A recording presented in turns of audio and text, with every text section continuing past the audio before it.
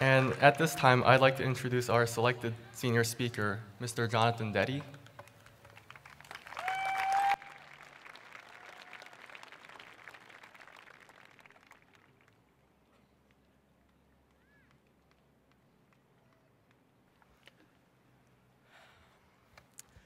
Thank you, Yang. Good evening, my fellow seniors. Yes, this day has finally come. After 13 long years of getting up early, all those buses we had to catch, and sometimes miss, and mountains upon mountains of assignments due, we've made it here, today. For some of us, let's face it, this journey has been a mere piece of cake. But for others, like myself, however, school was a different story.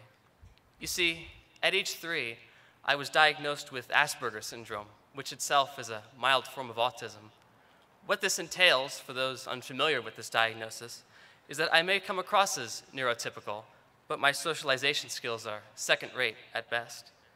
As a result, I was mostly reclusive in my younger years, with few, if any, friends or relationships. I never knew I had this disability when I was young, yet I did know that somehow I was different from the rest. For instance, I had attended special classes different from the rest of my grade. I would also have classroom aides be with me wherever I went to provide any assistance that may have been needed. It wasn't until the end of 3rd grade where it was my mother who told me of this diagnosis. At first, I didn't know what to make of this. Well, me having this Asperger's? Why, it can't be. But it was.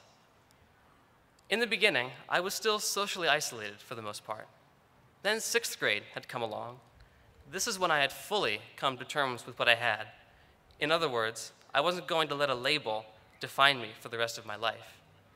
In middle school, I explored new friend groups, joined different clubs, and other things to take me outside of my comfort zone, all within a relatively short span of time. Asperger's did provide me with some strengths, however.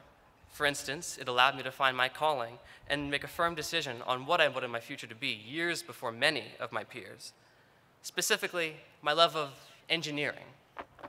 When I was about 10, I had participated in a summer LEGO robotics camp here at North Penn almost a decade ago. While I may not be into Legos anymore, it did help foster a love of engineering that would continue to last to this day. Beginning my sophomore year, I enrolled in North Penn's Engineering Academy, a rigorous college-level course where a high level of commitment is required. And it was this course that had further galvanized my love of engineering and how things work beyond their basic components. Okay, I bet you're all wondering, all right, Deddy, you've got Asperger's and you want to be an engineer. What's the point? My point is that I did not succumb to a label. I did not listen to those who would bring me down because of what I had. I pushed through. In some cases, I myself almost can't realize how far I've come, both academically as well as socially. And I couldn't be more grateful for attending one of the finest school districts in the country, North Penn. It was here where I had learned to become something more than just another labeled student. And if it weren't for the students and faculty who have helped me all along the way, I doubt very much I'd be speaking up here this evening, let alone achieving everything else I had mentioned. And so, my fellow classmates, as we walk off Crawford Stadium tonight, diplomas in hand, our heads held high, and a bright future ahead of us, I conclude this speech with one final message. Don't ever let a label define you. Besides, once you set off for college or wherever life takes you, that label you had back in high school doesn't really mean anything anymore. So why not take this opportunity to define yourself? Don't let others define you. Let you define you. Thank you, students, faculty, mom and dad, and congratulations to the class of 2017. Thank you.